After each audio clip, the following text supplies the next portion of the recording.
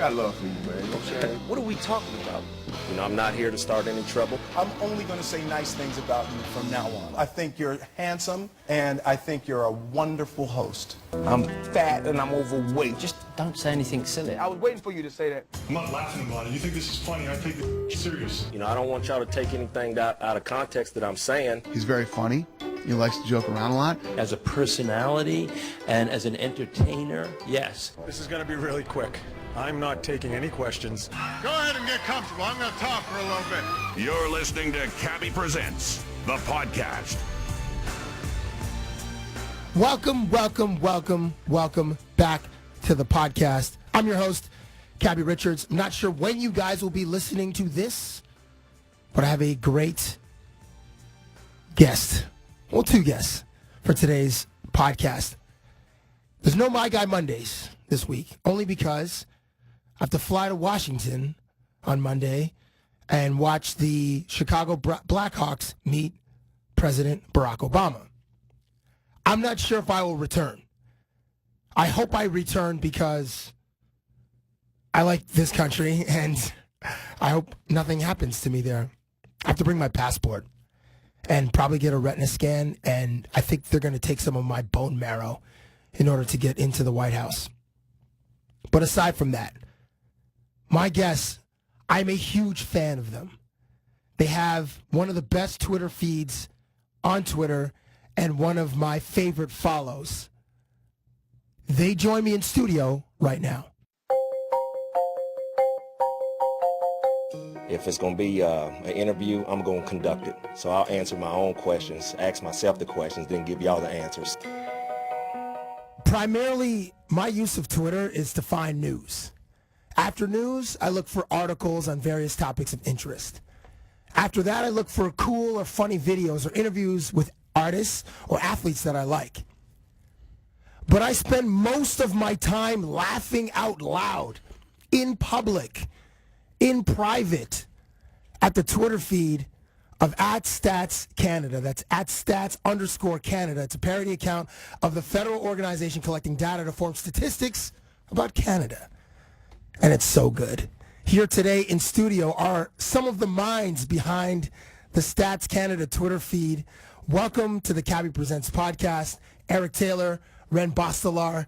Welcome, fellas. Thank you for having us. Yeah, so good to be here, man. Okay, so the audience knows who's who. Eric, tell us where you're from and where'd you go to high school? I live in Toronto now. I grew up in London, Ontario, and went to South Secondary School for high school. Shout out to the the Hot and Ready's on Richmond for $5. Those Little Caesars pizzas, which I've eaten at least 7 or 8 by myself. After 3 o'clock in the morning. Yeah, just a legit rhino. So Eric Taylor from London, Ontario. Ren, how about you?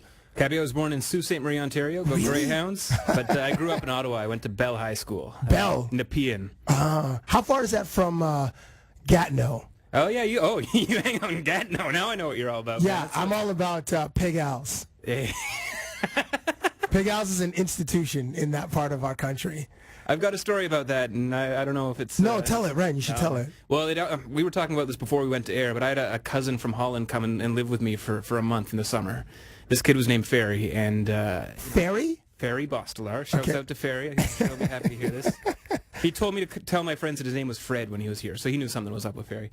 But he wanted to go to Pig Al's every weekend, not because, he was into that. He was into that. Not because of the scenery and the aesthetics of the place. And it's because the euro was so strong. He's like, he was just throwing Canadian fives around like he just couldn't believe it.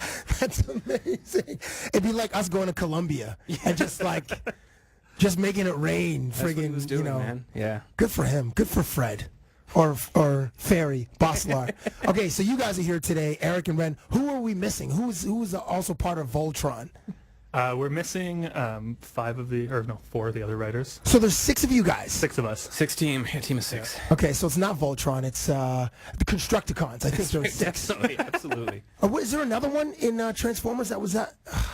Trying to think of another group of Transformers that transformed into a giant monster. I think you're looking for the Power Rangers. No, there was only 5 of them. Let's keep it CanCon. Talk about Beast Wars, man.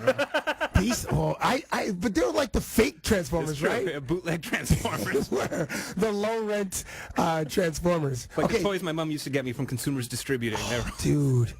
Shout out to Consumers Distributing. Remember, like, it was like when it was the holiday season, it was the you'd see the Toys R Us commercials. Right. I don't want to grow up. I'm a Toys R Us kid. Blah, blah, blah. I lived in the hood. Okay, so we're like Toys R Us was like a dream. It was like TV so bright and shiny. I wish I was. So Consumers Distributing was a little more affordable. Right. Granted, I had like one GI Joe. Did you guys get to swim in the catalog and get things? And I had nothing when I was growing up, man. I was straight out of Consumers Distributing or hand me down crap from my sister. So dressing Ken up like he was a GI Joe. Ren, come on. Your parents didn't subject you to your sister's toys, did they? Man, like a My Little Pony, you can get a lot out of that, She outgrows it. Ren, this is explaining a lot about you.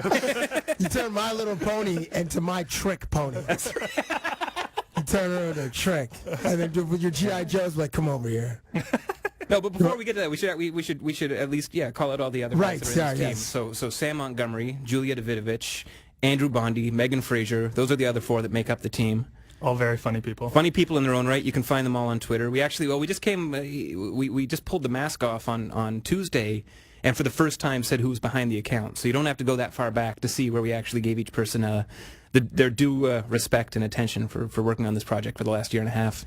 So you guys, so your crew, the 6-team crew behind the Stats Canada Twitter feed, just released a book on Tuesday or last week called Stats Canada: Satire on a National Scale, which is available everywhere. It's online. It's in stores, independent book retailers. You guys can get it. Once again, it's called Stats Canada: Satire on a National Scale. For those of you who are unfamiliar with this Twitter account, because there are some like American homies that listen to the podcast. Okay, so it's at stats_Canada, and the feed it's a parody account. You guys, I guess we'll get into it. But to me, you guys invent statistics about people in certain regions of our country, some of the customs that we have, the blind passion we have for particular sports teams, and then some examination of Canadian etiquette, which my favorite. One of your guys' tweets involves Canadian etiquette, which I'll get to later. All right. But, okay, as far as the inventing of the statistics, is there any empirical evidence behind any of these numbers that you guys come up with? They come from the heart, and I think that's our scientific method. What Ren is trying to say is no. I discovered you guys in early June. Right. And I may have discovered Julia first. I think it was around the time I discovered your guys' feed and The Honest Toddler. And then, so I went on to Stats Canada, and I was like, well, who are you guys following? And I went right to the beginning, and I saw Julia's. I'm like, okay, I'm going to follow Julia.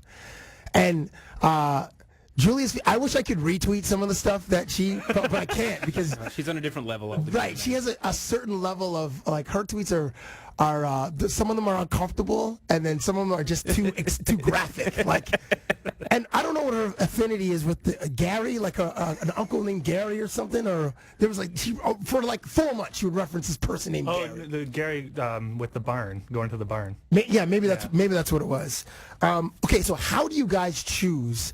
And Eric, maybe I'll start with you. How do you guys choose, or do you choose which tweets go out, or is there like do you have to vet it with the other guys in the brain trust? Like, how does that happen? No, we do have a pretty democratic process with the tweets. We have a Facebook group where we do all of our chatting with each other. Just the 6 of you guys? Yeah. Okay, yeah. And most of the time we're not chatting about tweets at all, but no. We do. That's how we pitch our tweets. So somebody will come up with an idea, pitch it, either it's great and ready to go, or if it's not and needs some work, then we all pitch in ideas and try to get it ready to go out. So it's everything that is on our feed is very mined. Wow, so you guys, it's like you guys have like a writer's room. Yeah, it's a harsh room sometimes, man. Like, we've got this culture of fearless feedback, and if something's not good, we kind of owe it to each other to be honest with each other, and that really helps. And it's tough sometimes when you've got some pitch that you really love and you're excited to share it with people, and then it comes up against a brick wall. But I think we're all stronger because of it. And after doing this for more than a year, I think we've all become better writers because we've been through this process of shaping these ideas until they really work. I mean, it's tough because we're going back to the well over and over, and you've talked about those themes that we keep hitting, and it's tough to keep digging it. Like, how many more times can you joke about Swiss Chalet? But we find these ways. We find these ways to find new material. You know, it's funny, you mentioned Swiss Chalet. I recently did a Q&A with the Raptors for their season seat holders. Yeah. And I asked the guys, I'm like, what'd you guys do for Canadian Thanksgiving? It was Amir Johnson, DeRozan, and Jonas Valanciunas. And I think DeMar said he had something at his place or whatever, and Jonas kind of shrugged his shoulders. I'm like, well, I brought you something. So I brought them Swiss Chalet. I brought them like 3 like half chicken dinners on stage at the Air Canada Center. And I'm like, here you go. And actually, I gave the salad to DeMar and Amir, and Jonas was like, here, you take the French fries. You need to beef up there down in the paint. So it's funny is Swiss Chalet only Canadian? It is only Canadian. Yeah. We've become experts on what's only Canadian. It's like it's become the longest like Canadian civics project. I mean, we've tricked ourselves into doing a Canadian history project because in my off time, I'm just, I'm thinking like, okay, like what's Canadian? What companies are Canadian? What are, and we've dug so many things up that even I didn't realize were specifically Canadian when we were getting into this. Well, it was my motivation for when we first started this. My motivation for when we first started this was more around like, I didn't have a real affinity for Canada. Right. I didn't recognize like a Canadian culture per se, but definitely just like Ren said, like as we were going through this and becoming more in depth with Canada and like trying to make these kind of very niche tweets sometimes. Right. I picked up on some really interesting pieces of culture within the Canadian, in Canada, I guess, and just fell in love with Canada even more. Now I've got a toque that says Canada. I wear it. Big fan of Canada now. Dude, like most people are, we're like, I guess we band together around. Right. We drape ourselves in patriotism, usually around like Olympics. Like that's, we're national pride, and correct. The Winter Olympics around the corner, and at the Hudson's Bay we'll see the Canada, sweatshirts. I'm gonna be fully that mittens. I'll be that guy, like fully, I'll be watching friggin' downhill snowboard, slalom or whatever. Like, and I'll be watching biathlon, hoping that there's one guy from like I don't know, Red Deer, that just used to slay friggin' moose and just like, please, heart rate down, targets, boom, boom, boom. But it's cool that you guys have become, in a way, like these. You guys have made like Canada both extremely funny because it's very self-deprecating, totally. Which is part of our culture. Absolutely. That's like part of our identity as Canadians. And I recently heard Catherine O'Hara was on Mark Maron's podcast, and Mark Maron's like, well, how come there's so many funny Canadians? Like, what is it about you people? And she was like, I used to say, or my stock answer was that Canada is a great straight man for the United States. I'm like, absolutely. it's very true. I was like, yeah, that's right. I mean, some of us are like, Jim Carrey and Mike Myers are kind of out there, but that subtle, self-deprecating, just like straight humor that we have is awesome. What do you guys and you guys, okay, and we'll definitely get to the book because I did want to talk about it, but what do you guys, are there topics that you stay away from on the Stats Canada Twitter feed? I think we've kind of found them by accident because the response can sometimes tell us if we've touched a sore spot. But I'm sure, and I want to get into what areas or what provinces are the most sensitive, because I have an idea of what's like, who's like, just even based on what I tweet, and I'm just a fat reporter, and like I get an avalanche of hate sometimes about certain things. Sometimes it doesn't matter what which scabs we peck at. Somebody in Canada is going to take it the wrong way. Of course. I mean, that's just the beauty of it, right? Is that, if you're making a joke, somebody has to be on the other end of it. And we try to be gentle sometimes. Maybe we're not so gentle sometimes. But we're not out to make anybody feel bad. But, I think we've stepped over a line accidentally sometimes when it comes to language relations. That's a hot button topic. That's where I was going first. But we don't have a lot of, I could be completely wrong, but it doesn't seem like we have a lot of followers from Quebec. We don't get, like when we tweet about Quebec, we don't why get do you think that is? Yeah, I know. When we tweet about Quebec, we don't get a lot of response we tweeted one. It's because they're all mimes, man. They can't use Twitter. Dude, they're all in Cirque du Soleil. They're like in their camps, you know. One trying of out the new worst tricks. Responses to a tweet we ever got. We got some death threats. Come on. Yeah, and it was such a benign tweet. Like, it was just something about the Toronto Blue Jays. Something like the Toronto Blue Jays are the only Canadian MLB team never to win the World Series, which is a stupid tweet. Like, it was just to fill some time. People get really, really angry. Expos fans just lost their crap, right? Yeah, but you know what? We've pulled the same kind of stuff on Vancouver so many times, and you know, they've got some, you know, they're a little sensitive. There's some sometimes. Sensitivity for sure. I called Vancouver the Stanley Cup losingest city in Canada, which again, like, that's just a stupid slash. And we were hearing about it for a week.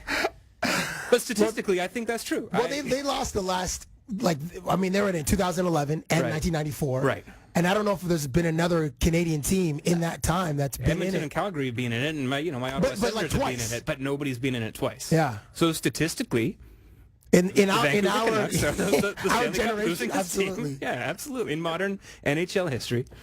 So is there, okay, so you said that on the Twitter feed, again, it's stats_Canada. You don't get a lot of response from Quebec. So Quebec excluded, I suppose. Which province do you guys find, based on the feedback from your tweets, is the most sensitive? I would definitely say BC. Yeah, absolutely. British Columbia. Yeah, BC is very sensitive. But that's, we're also not very gentle on BC either. So that might have something to do with it. All of us being from, southwestern Ontario, excluding Megan Fraser, who's from Calgary, but lives here now. So we take a lot of shots at the other provinces and not so many at Ontario. But at the same time, I found out that somebody, Saskatchewan gets really excited if we joke about Saskatchewan, or if we joke about Nova Scotia, and we can see the replies. You make a joke about somewhere in rural Manitoba, and all these people from Brandon start tagging each other, being like, "Hey, they talked about Brandon." They're just happy to get mentioned. Like, Saskatchewan is the Canada of Canada. They're just excited to be mentioned. They're just glad. They're glad that we remember them sometimes, man. Dude, I favored a couple of my favorite Saskatchewan tweets from you guys. Yeah. October 26th, it's 50% more expensive to fly to Saskatoon than it is to fly somewhere nice. That one killed me. And this was competing for my favorite tweet in my time of following the Stats Canada account, which is about 6 months. Is Saskatchewan is the only province with the same dimensions as a standard Canadian football field. Like, that one murdered me. That one murdered. I think I was in public when I read that one, and you guys just. But they love CFL football out there, man. Oh, dude, that's where the Grey Cup is. Absolutely. In, I guess 3 weeks. In Regina. And when they fill that stadium up, and you don't have to trust me because I'm not a real statistician, but like 1 out of 10 people in Saskatchewan are in that arena. They're in that stadium when the Rough Riders play. I'm not even kidding around. Like, it's probably true. Yeah, that'd be like 600,000 people showing up to a Blue Jays game. It's nuts. It's nuts. But I love them, man. They're good people. They are great people. It's very you mentioned, like, Nova Scotia. Do they celebrate as much as people from Saskatchewan when you guys mention them? Because there's not a lot of East Coast. Like, there's certainly the prairies are represented well. Ontario, I do like when you take shots at Toronto. There was one tweet, I was like, oh, people are going to love this. It was like most of Canada. What is it? Most of Canada. Was it in most of Canada, Toronto's less popular than a prostate exam? That's the one. Yeah. I favored that, and I retweeted that one. I'm like, yeah, people in BC for sure. I'm sure they're like retweet. That's probably one of the. They only go there when they have to, right? It's the same kind of thing. Once a year, get the business done. Do the other provinces in the East, like PEI or New Brunswick, do you ever get any feedback from those? It's like, hey, what about us? One of our running jokes is that we never mention New Brunswick. We don't have enough data for that. It's funny you mentioned PEI. We don't get a lot of responses from them, but I think it's because they just got internet. It's true. They're working on Netscape 5.0. That's right. Instead of having cable modems, they've got Gable modems. One guy has CompuServe in his whole neighborhood. They share the AOL disc around. Yeah. The 10,000 free hours. That's amazing. That's Atlantic Online is what that. Yeah, and then, like, when you land at the airport in Charlottetown, you can hear the modem. You can can hear that static. Once some guy in complain. Sunnyside picks up the phone, everybody's internet goes Get out. off the phone. Gary, get off the phone. Yeah. But Cabbie, you travel all around Canada, and you must see that there's these little regional differences that you only pick up on if you actually get face to face with some of these little towns and cities across this country, right? And and we True. And I think I've done a lot of travel in Canada, and that's my favorite thing is just to have this eureka moment and be like, oh, that's what these people are all about, right? And it's I mean, the stereotypes, the maple syrup stuff, the lumberjack stuff, that's not nearly as much fun as finding out that people in Saskatchewan still call chocolate milk Vico milk.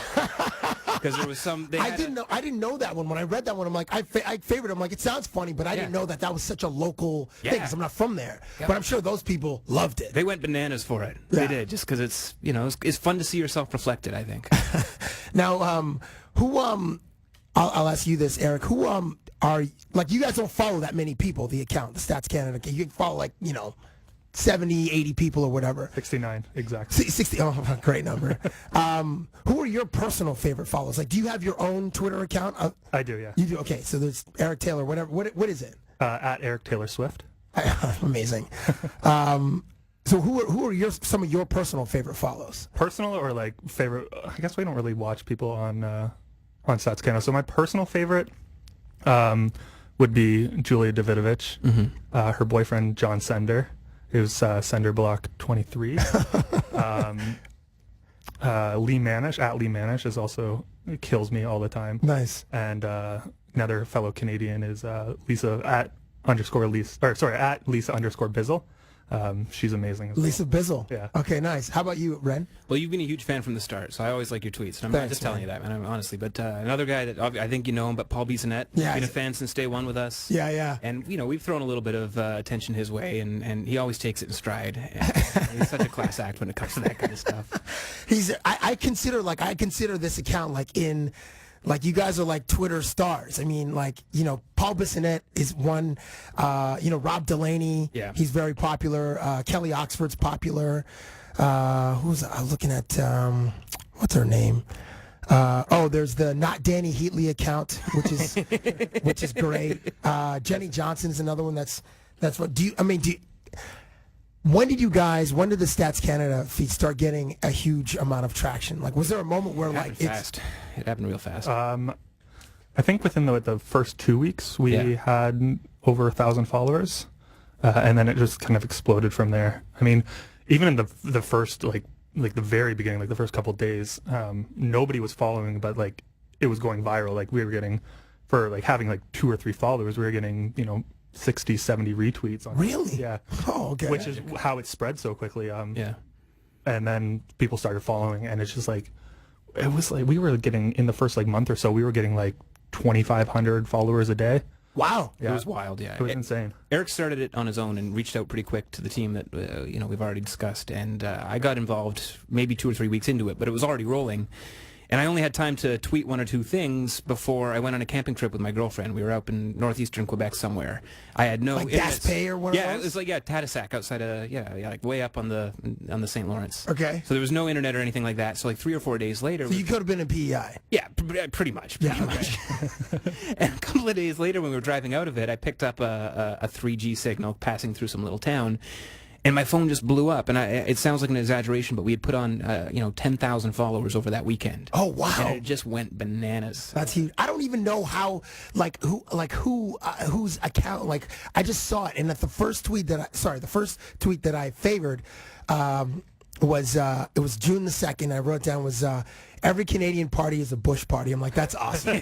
And it's 100%, well, not 100% true, but it feels like I went to high school in Cambridge, Ontario, about an hour outside of Toronto, and I remember hearing about Bush parties in high school. Like, it's Friday night or Saturday night, and, drive to some field, and then you just walk into the bush, and then dudes are just crushing beer cans, and just smelled, and people are peeing on the fire. It was just like, but it brought back those kind of memories. Once I read that tweet, I'm like, this is really fun. One day there's gonna be a Heritage Minute about the Bush party.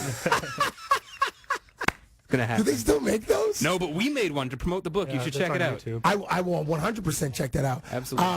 I want to read some of my favorite tweets of the Please do. The Stats Canada Before you Twitter do, feed. actually, we when you started following, we were really excited because you started favoriting and retweeting.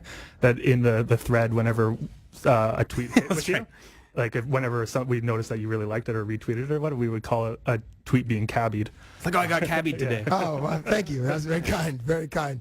Okay, so some of these. So June 5th, 98% of citizens can tell if they're watching a Canadian TV show within 3 seconds. That one killed me.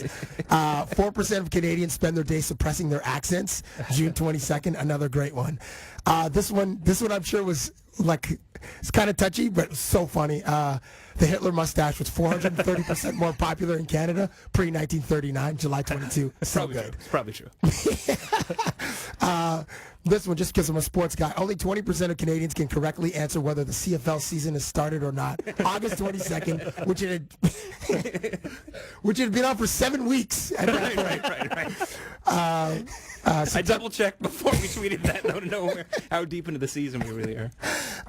At any given moment, 11% of Canadians are trying to overtake a transport truck. Great line. September 9th. I read again, the Saskatchewan is the only province with the same dimensions as a standard Canadian football field, October 11th. And then my favorite tweet so far is if every Canadian were to line up in a long row, they would wait. They would politely wait. September 18th. That one was like probably a knee slapper. And I'm like one of these gregarious laughers. I'm just all over the place. And that one really had me. What about we've tweeted about you, Cabbie? Have you ever noticed that? Have you ever seen when we've? I think it was me creeping out an athlete or something, right? Or personal space or something. Yeah, every year, X number of athletes are injured by your flailing arm gestures. You guys are very kind. I felt this like, I felt like I made it because you guys referenced me. So how did the book come together? Like, is this a collection of? No, hey, I mean, well. It's brand new material. We started fresh. So this is all stuff that people haven't seen. There's a handful of jokes. Some of our greatest hits have snuck their way in one form or another, but we wanted to make sure that we were giving people brand new material. Amazing. And that was hard work for us because we were doing double duty or triple duty. I mean, we have day jobs and trying to tweet all the time and keep people laughing and then create this book. It was a lot of hard work, but it's so gratifying to actually see it out there on the shelf. The feedback's incredible. We're seeing it in people's hands, and anybody out there that picks it up, even if you're from New Brunswick, you're going to get a kick out of it. So is it, Eric, is it a collection of tweets, or is it just like these little packets of information that you guys just made up about certain parts of the country or people? So we took the theme of the account of the wrong statistics kind of thing, but that hitting on that like you said the little pieces of Canadian information, and we expanded it like it would be an actual statistical report. Oh, so my gosh. There's essays in there, there's reports, there's charts, graphs, there's pictures. Like it's all fabricated. Yeah, completely. well, there's a few images that we licensed. There's a Canadian Prime Minister's yearbook, and instead of drawing our own art, we went looking for images that we could reprint. And this is going to sound boring for a second, but the Library and Archives Canada has this huge collection of images, and it was great. We found pictures of, Mulrooney and Pearson and all these guys, but we needed a picture of Kim Campbell, a photo of Kim Campbell. Right, because she was our Prime Minister for like 4 months. And they only have 2 pictures in the collection. And in order to run it, they asked that we get permission from the photographer. So one photographer, she had a Hotmail account and it bounced back, so she wasn't around anymore. And the only other picture, Bryan Adams had taken the photo. the artist? The rock star. Like Summer 69. Yeah, Bryan absolutely. Adams. Yeah, everything I do, I'll do it. Yeah, that Bryan Adams. Well, he wouldn't do this for us. He wouldn't license the picture because he wouldn't get back to me when we sent him a note. So we ended up having to draw a picture to substitute it. So that's the only place where we were trying to run real photographs. Everything else we came up with our own artistic content. And it's all they're all fabricated, but they're all based on real Canadian truth, just like the account is. Yeah. Oh man, that's so good. I can't honestly. I got to fly to Washington tonight. This is weird. Tomorrow I'm gonna on Monday, the Chicago Blackhawks are gonna meet President Obama. Right. Because they won the Stanley Cup, so I'm going to go there. And I might just leave. Fan. I might just leave one of your books behind. You should, man. The White House? Oh boy, like, would you? Just like leave it in the room, like leave it in the Oval Office. Yes. Well, I don't know if I'll be able to get there without being tasered. We'll start basing Canadian foreign policy on the information in this document. Can you imagine? Oh boy, we could change the world together, Cabbie. We could. Canada's a great place, and then. And why? I'm sure there's a lot of misinformation about us. Why not a whole book more? Right. A book full more of misinformation. So how long did it take you guys to? I mean, you guys mentioned you have like that Facebook group where you guys try out new stuff on each other, and you like workshop the jokes almost. So how long was the process from okay, maybe we should start collecting, or maybe we should do something with all these jokes that we pitched or whatever, from that point to okay, we have our first draft of the book? It went really quickly. We were approached by a literary agent. Based on the Twitter feed. So she good. @replied us, and we get thousands of @replies a day, and we happened to come across hers at like 10:30 at night, because she did it late because she didn't want her anybody else in the literary agency to know that she's reaching out to us, because she wanted to get there first, right?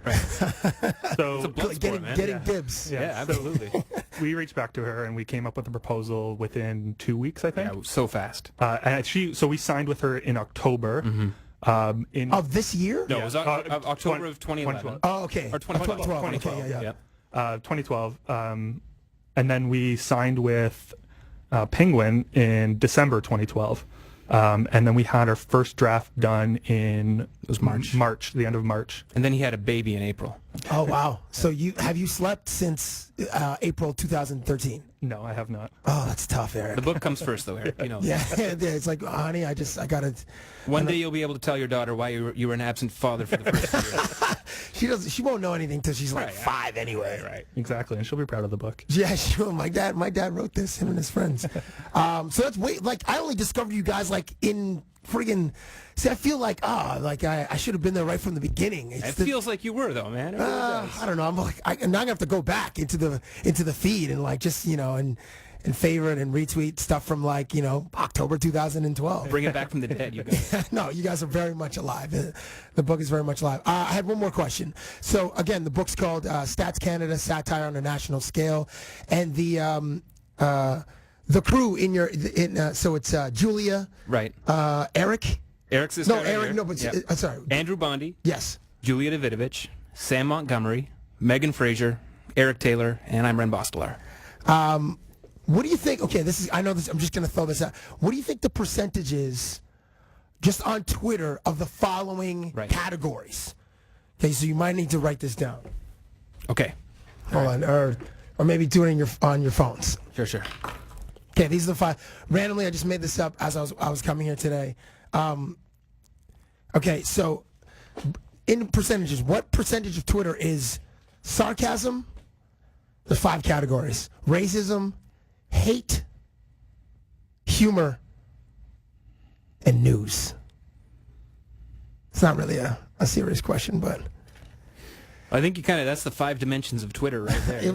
I'm sure I'm missing some, but the like 5 those pillars of Twitter. With us, it's mostly sarcasm. There's not a lot of hate. And well, no, you guys don't put any hate out there. No, and unless you count people from New Brunswick as a race, I don't think we're racist either. Well, we shouldn't say we've never intentionally done a racist tweet, but there are we've learned this. There are parts of the country that if you bring up a certain subject, will immediately go to race. So we did one that we ended up taking down. Right. It's not even worth talking about what it was. But I can't even remember what it was. But we mentioned a place, and then the @replies were just heinous. Wow. Awful. Yeah. It's just an avalanche of hate. Words that I've never read before. Wow. And it was a totally benign tweet, but it was gentle. But the way it went, it was we interpreted the wrong way. To take it down just because of the reply, like the response. The feedback, yeah. We didn't like that at all, so we took that one down. So there definitely is a percentage of. Maybe not from the Stats Canada account, but just in what the you internet guys in general. see in general. You two guys in general on Twitter. I would say probably I would start off with 80% sarcasm. Yeah. 80%. Wow, that's a big number. Yeah, it's a lot of irony, huh? Yeah. A lot of humor. With Rob Ford, I see a lot of news in my feed, but I go looking for that because I can't take my eyes off this guy.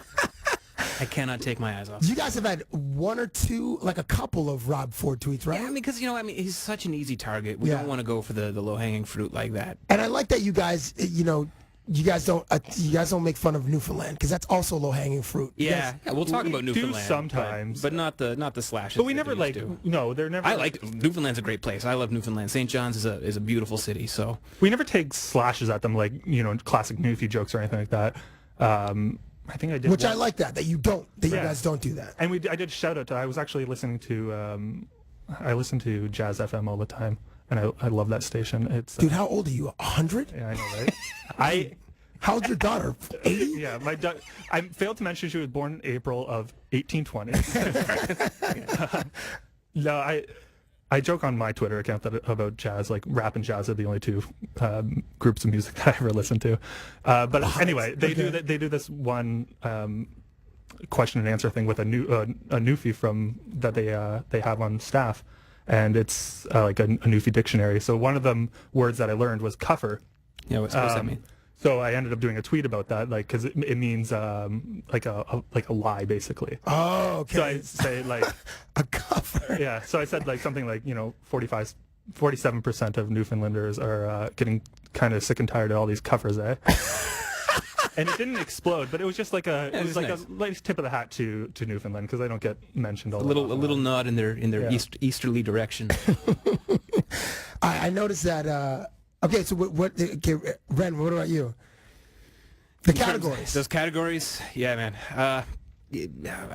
I try to curate my feed so that there's as much humor there as possible because there's a lot of misery out there in the world. When I look at my Twitter feed, I don't want to be reminded of it. I just want to laugh. I like that. And there's a lot of great people telling hilarious jokes. I think some of the best humor writing is happening on Twitter right now, and being forced to kind of distill it down into 140 characters. That's tough, and to sell your idea in just a couple of words, it's challenging. But if you can do it, I think you can really get attention for it and make a lot of people laugh. Did Steve Martin do a book based on his tweets? I think he did. Yeah, and I mean, he's a guy that's adapted pretty quickly to Twitter. That's true. Because he's from an era where, totally. I mean, he probably was around when the fax machine was invented. I bet you he was. And like that was like, oh, fax me, like that was probably a thing in like 1982 or whatever it was, or 92, maybe even 92.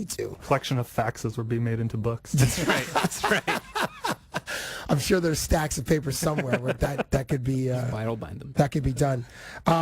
Fellas, it was awesome talking to you. It was great meeting you, Eric. Great meeting you, Ren. Such a pleasure, man. I'm a huge fan of the of your guys' Twitter feed. Please keep it up, and please keep writing books.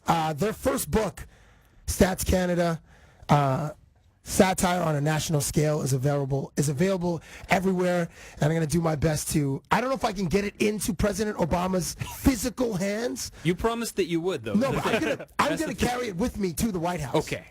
Can you take a picture of it at the White House? I'm not even kidding. 100%. Cabbie, that would make our day. I have to when we go, we just got to email that we have to bring our passports to the White House. So I'm fully expecting I'm going to be not only retina scanned, I'll be body scanned with you see the waving friggin' laser. Oh, They're gonna blow some dust on me. I feel like it's gonna be I'm gonna be violated on many ways. Your book will be X-rayed. Perfect. If there are any of the following words in your book, like bomb or terror, I might not be able to go into the friggin' White House. We converted 9/11 into a fraction in the book to make it metric. I'm not even kidding. So you might have to explain that. You're right, and it's not me; it's satire. Come on, guys! As I'm getting tasered in the neck. Thank you for joining me on the podcast, and continued success, fellas. Thank you very much for having us. Awesome. Thank you for listening to Cabbie Presents, the podcast.